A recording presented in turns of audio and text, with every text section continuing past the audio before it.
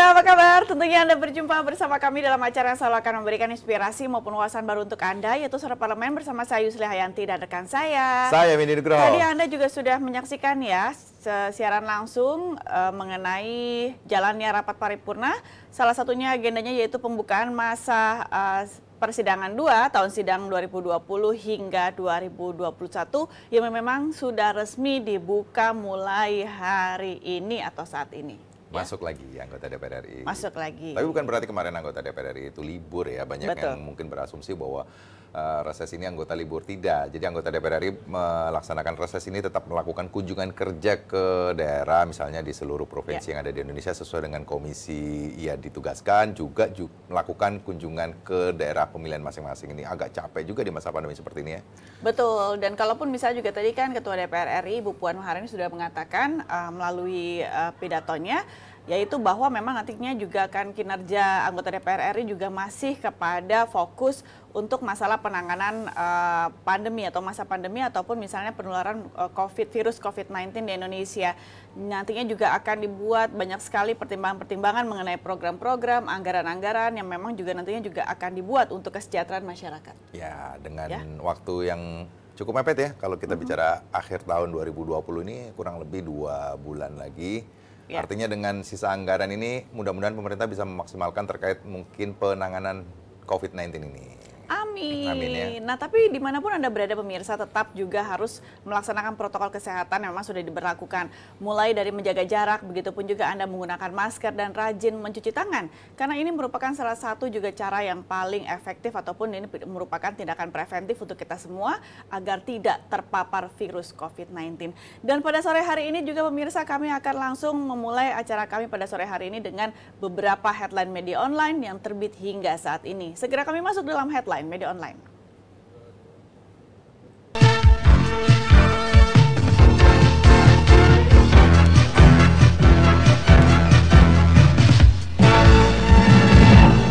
Pada sore kali ini saya akan bacakan di detik.com. Indonesia resesi, gegara orang tajir ngerem belanja. Realisasi ekonomi Indonesia sepanjang kuartal 3 tahun 2020 lalu kembali mencatatkan pertumbuhan yang negatif, yaitu 3,49%. Dan sebelumnya pada kuartal kedua tahun 2020, realisasi ekonomi Indonesia juga minus hingga 5,32%. Capaian minus 2 kuartal berturut-turut membuat Indonesia resmi resesi. Dan ini adalah pertama kalinya Indonesia masuk jurang resesi sejak tahun 1998 lalu. Menurut Sekretaris Eksekutif 1 Komite Penanganan COVID-19 dan Pemulihan Ekonomi Nasional, Raden Pardede, bahwa salah satu pemicunya karena sekelompok masyarakat kalangan menengah ke atas sejak awal pandemi COVID-19 itu pada mengerem belanjanya. Dan hal itu berpengaruh pada konsumsi secara menyeluruh hingga akhirnya membuat Indonesia resmi resesi. Yakinkah kalau misalnya memang juga dari orang-orang yang tajir ini benar-benar mengerem untuk masalah belanjanya selama masa pandemi ini berlangsung? Kurang lebih memang 8 bulan lamanya ini sudah masuk dalam masa pandemi dan memang saat ini Indonesia sudah masuk dalam masa resesi. Tapi benar ya?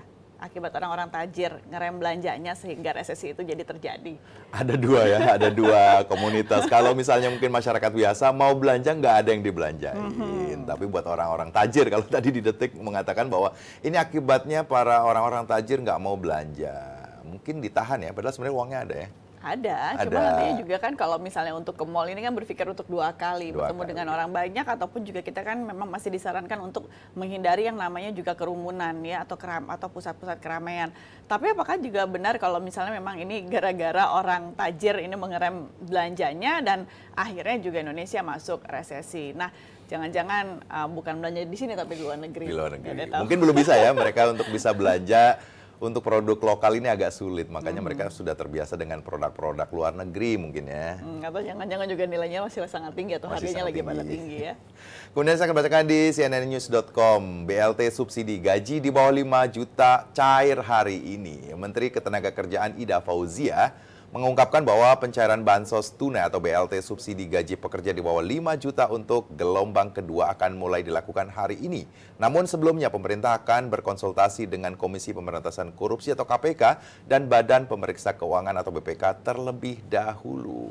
Nah, ini juga masih menjadikan catatan penting ya, bahwa ini juga angin segar untuk misalnya memang yang seluruh karyawan swasta yang memang sudah masuk dalam konteks kriteria bagaimana mendapatkan bantuan sejumlah uang tunai yang memang memiliki gaji di bawah 5 juta rupiah. Hari ini memang ini tahap kedua. Kita juga berdoa bahwa nantinya juga semuanya lancar dan semuanya juga langsung diterima oleh para karyawan. Tapi kalaupun misalnya mungkin bagi Anda juga yang bergaji di bawah 5 juta cuma belum bisa memenuhi kriterianya, ini bagaimana ya untuk bisa dapatnya? Ya, mungkin kalau buat Anda semua yang sudah memenuhi kriteria, coba dicek rekening Anda apakah sudah masuk dari BLT pemerintah ini. Mudah-mudahan ya benar terlaksana hari ini, sudah mulai cair ya. Iya, lumayan tapi kalau misalnya hari ini belum benar-benar cair, coba ditunggu sampai besok. Sampai besok mudah-mudahan. Saya akan bacakan di kompas.com. TNI berencana bangun laboratorium vaksin di Pulau Galang. TNI berencana mengajukan pembangunan laboratorium Biosafety Level atau BSL 3 atau 4 ke pemerintah untuk mengembangkan virus menjadi vaksin di Pulau Galang, Kepulauan Riau. Nah, kalaupun misalnya nantinya juga pemerintah nih mengembangkan untuk masalah menjadi tempat vaksin. Nah, ini juga nanti kan juga selalu yang memang juga harus ditekankan di mana tempat yang paling cocok. Nah, salah satunya adalah di Pulau Galang di Kepulauan Riau. Nah, tapi kalaupun misalnya nanti di sana juga salah satunya, apakah juga itu juga bisa menjadikan untuk stok vaksin di Pulau Sumatera juga ya tidak terlalu jauh misalnya dari Jakarta ya, atau bagaimana untuk masa distribusinya? Mensuplainya ya. Itu dia. Ya, mudah-mudahan dengan rencana ini bisa menambah gairah kita untuk semangat bahwa vaksin ini memang benar-benar sudah akan mendekati ya. Bahwa kita semuanya di tengah pandemi seperti ini kan yang ditunggu adalah vaksin COVID-19.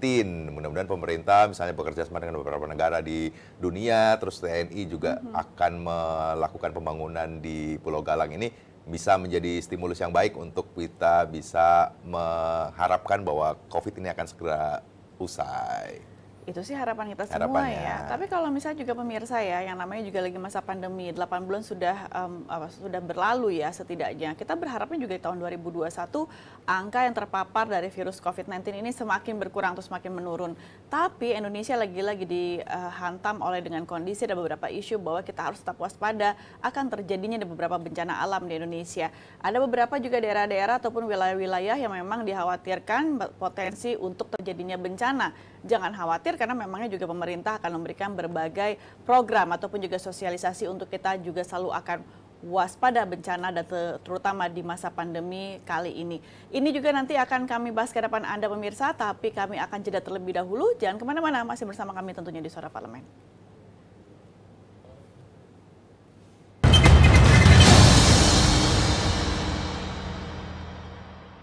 Kepala Biro Pemberitaan Parlemen, Sekretariat Jenderal dan Badan Keahlian DPR RI, Yoi Tahapari, saat ditemui usai memberikan materi pembekalan kepada peserta Parlemen Remaja tahun 2020 mengatakan, kegiatan Parlemen Remaja merupakan salah satu upaya Sekretariat Jenderal DPR RI untuk mensosialisasikan kinerja anggota DPR kepada masyarakat, khususnya generasi muda. Menurutnya, dengan mengikuti kegiatan Parlemen Remaja 2020 ini, masyarakat khususnya pelajar dapat mengetahui kinerja para anggota dewan yang berasal dari seluruh daerah pemilihan di Indonesia dalam mengambil keputusan. Agar pesan anggota DPR RI itu bekerja dan anggota DPR RI itu berjuang untuk memberikan kesejahteraan kepada masyarakat itu dapat diketahui oleh masyarakat. Salah satunya melalui Parlemen Remaja ini. Tahapari menambahkan, Parlemen Remaja 2020 yang diikuti oleh perwakilan pelajar dari seluruh Indonesia ini diharapkan dapat menyampaikan pesan pada masyarakat terkait kinerja para anggota dewan melalui simulasi persidangan yang mereka ikuti selama kegiatan Parlemen Remaja tahun ini. DPR ingin menyampaikan kepada seluruh masyarakat pesannya kepada generasi muda, sehingga generasi muda dapat mengetahui bagaimana peranan daripada DPR RI itu sih yang sebenarnya.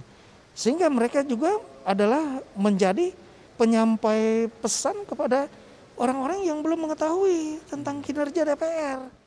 Dari Gedung Nusantara DPR RI, Doni Supriyanto dan Naka, TVR Parlemen melaporkan.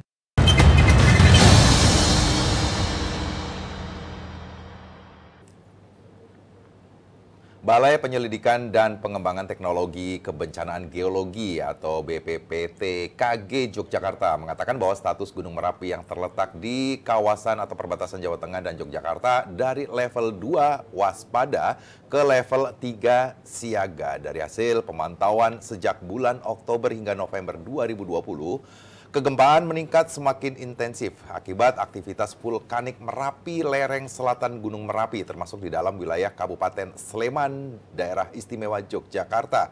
Sedangkan lereng lainnya merupakan bagian dari wilayah Provinsi Jawa Tengah yaitu Magelang, sisi barat, Boyolali, utara dan timur, serta Klaten Tenggara. Merespon tanda bahaya alam itu, pemerintah Kabupaten Sleman menetapkan status darurat siaga bencana.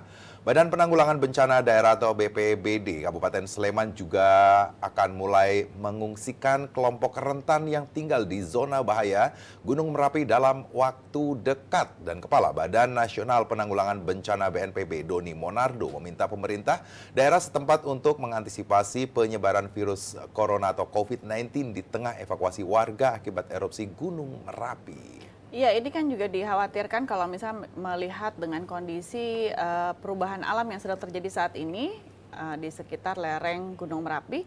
Dan kalaupun juga Kepala BNPB tadi Pak Doni Monardo juga sudah mengatakan bahwa hati-hati nantinya kalaupun sampai terjadi dengan kondisi yang tidak diinginkan, maka pada saat melakukan ataupun melaksanakan evakuasi dari para korban yang terkena dampak dari Gunung Merapi ini harus juga diperhatikan, karena kan kalau misalnya melihat juga di masa pandemi ini juga dengan kondisi harus tetap menjaga jarak ataupun misalnya juga protokol kesehatan juga harus tetap dilaksanakan. Dan ini juga bentuk satu kewaspadaan, baik itu juga dari pemerintah ataupun provinsi Jawa Tengah, begitupun juga dari provinsi Daerah Istimewa Yogyakarta, di mana juga ini sebenarnya sudah merupakan salah satu bentuk pemberitahuan ataupun informasi yang memang diberitahukan sejak ini ataupun sejak awal oleh pemerintah kepada masyarakat setempat. Ya, mungkin tidak hanya kita lihat tadi dari data bahwa itu di Gunung Merapi, tapi tidak menutup kemungkinan dengan kondisi cuaca ekstrim seperti ini, apalagi ada La Nina misalnya gitu kan, bahwa hujan juga intensitasnya cukup tinggi. Kita melihat di daerah Jawa Barat itu juga sangat-sangat rawan, apalagi masalah longsor, banjir misalnya gitu kan. Ini juga perlu diwaspadai. Jadi tidak hanya satu titik, tapi pemerintah juga harus memastikan bahwa daerah-daerah yang memang rawan dengan bencana untuk bisa diberikan sosialisasi atau pemberitahuan kepada masyarakat terkait daerah-daerah mana yang memang rawan bencana. Ini kan kalau misalnya dilihat oleh BNPB kan karena memang ini fokus kepada Jawa Tengah ataupun ya kan perbatasan Jawa Tengah dengan Yogyakarta, dikarenakan memang mungkin sudah ada bentuk-bentuk perubahan alam yang terjadi. Tapi ya memang benar bahwa misalnya juga ada beberapa titik-titik daerah ataupun wilayah di Jawa Barat juga masih dijadikan salah satu daerah yang rawan akan terjadi bencana. Belum lagi kita lihat untuk misalnya Pulau Sumatera, pemirsa, begitupun juga di Pulau Sulawesi. Jadi masih banyak, tidak menutup kemungkinan bahwa di pulau-pulau tersebut juga masih ada beberapa wilayah yang juga memiliki potensi untuk terjadinya bencana. Ini bukan berarti membuat sebuah kekhawatiran untuk kepada masyarakat, tetapi ini merupakan satu bentuk kewaspadaan kita semua. Kalau di akhir tahun ini terjadi perubahan cuaca yang cukup ekstrim, mengakibatkan terjadinya juga bencana alam. Jangan kemana-mana pemirsa, masih berkaitan dengan tema yang sama, masih bersama kami tentunya di Suara Parlemen.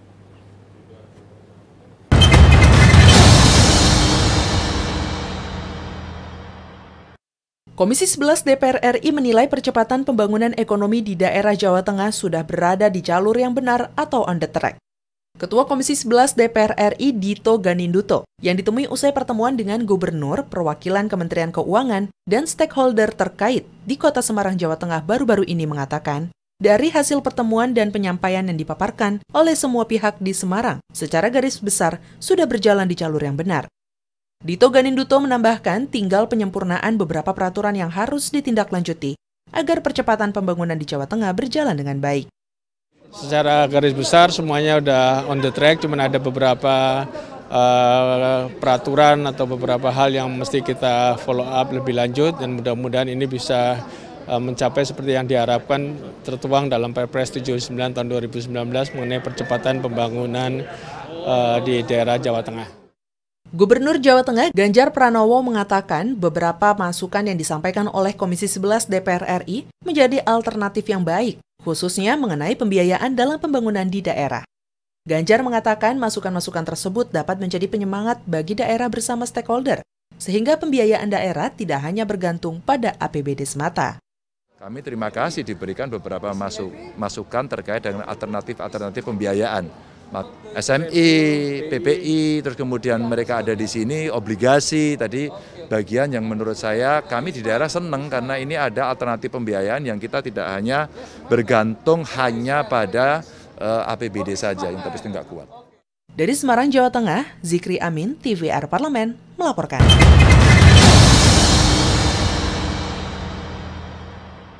Ya pemirsa, kembali bersama kami dalam Suara Parlemen dan masih membahas masalah waspada bencana yang terjadi di masa pandemi kali ini. Saat ini Kabupaten Sleman, Yogyakarta telah menetapkan status tanggap darurat yang berlaku sampai dengan 30 November tahun 2020. Sebanyak 635 orang kini telah mengungsi. Ada sekitar 7 titik lokasi yang kini telah disiapkan oleh Badan Penanggulangan Bencana Daerah atau BPBD Daerah Magelang ataupun Kabupaten Magelang untuk menampung ratusan warga yang berasal dari sejumlah dusun di 3 desa di sekitar lereng Merapi. BPBD setempat juga menyatakan pihaknya akan tetap menerapkan protokol kesehatan di tiap-tiap lokasi pengungsian yang telah ditetapkan. Hal ini mengingat masih dalam masa pandemi COVID-19. Para pengungsi harus tetap menerapkan jaga jarak di lokasi pengungsian sebagai upaya mengantisipasi penyebaran COVID-19, kemudian memakai masker serta mencuci tangan. Sementara warga yang lanjut usia atau lansia dan memiliki penyakit penyerta atau komorbid akan dipisahkan dengan masyarakat umum. Pasalnya, mereka merupakan kelompok rentan terpapar COVID-19. Jadi ini juga merupakan salah satu metode ataupun misalnya cara pemirsa agar tetap berada di pengungsian dengan melaksanakan ataupun melakukan protokol kesehatan yang sudah diberlakukan. Jadi kalaupun misalnya juga ada anggota ataupun misalnya pengungsi yang memang termasuk pada usia lanjut, maka akan dipisahkan dari masyarakat umum dikarenakan memang ada beberapa pertimbangan hal-hal yang bisa menyebabkan para lansia ini terpapar virus COVID-19. Ya, ada yang berbeda terkait dengan penanganan bencana atau pengungsian ini ya. Kalau mungkin kita ingat bahwa biasanya sebelum adanya pandemi COVID-19 ini kan masyarakat yang memang ditampung dalam satu tempat biasanya mungkin bisa berjumlah 10 hingga 20 orang, tapi dengan kondisi seperti ini kan harus dipisahkan kembali, bahkan untuk bisa tetap menerapkan protokol kesehatan harus bisa atau tetap menjaga jarak. Ini penting banget ya. Nah, BPBD juga berarti sekarang sudah mulai memikirkan ya untuk misalnya sampai terjadi bencana alam dan harus disiapkan tempat pengungsian. Ini setidaknya juga dengan kondisi jaga jarak ya, untuk masalah posisi tidur atau bagaimana untuk tempat beristirahat. Dan ini juga akan semakin bertambah banyak dong ya untuk lokasi tempat pengungsian ya, jumlah tempat pengungsian. Yang pasti harus disiapkan dengan perbedaan, makanya untuk penanganan para pengungsi ini jika memang terjadi nanti bencana, bukan hanya mungkin biasanya mungkin tendanya ada 50, mungkin harus ditambah 50 atau bahkan mungkin disiapkan juga hand sanitizer misalnya untuk cuci tangan, untuk hal-hal yang sifatnya protokol kesehatan tetap disiapkan untuk mengantisipasi atau tetap melaksanakan protokol kesehatan ini. Sedih juga ya sebenarnya kalau kita membahas seperti ini ya, apalagi kalau misalnya di penghujung tahun itu biasanya identik dengan musim penghujan.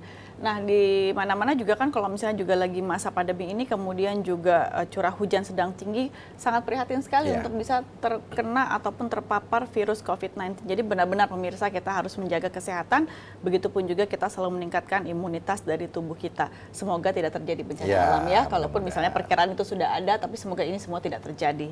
Ya, dan pemirsa dengan demikian Suara Parlemen edisi sore hari ini telah usai. Saya Yusli Hayanti. Saya Medi Nugroho. Tentunya bersama rekan-rekan kami yang bertugas pada sore hari ini mengucapkan terima kasih atas perhatian Anda dan sampai jumpa.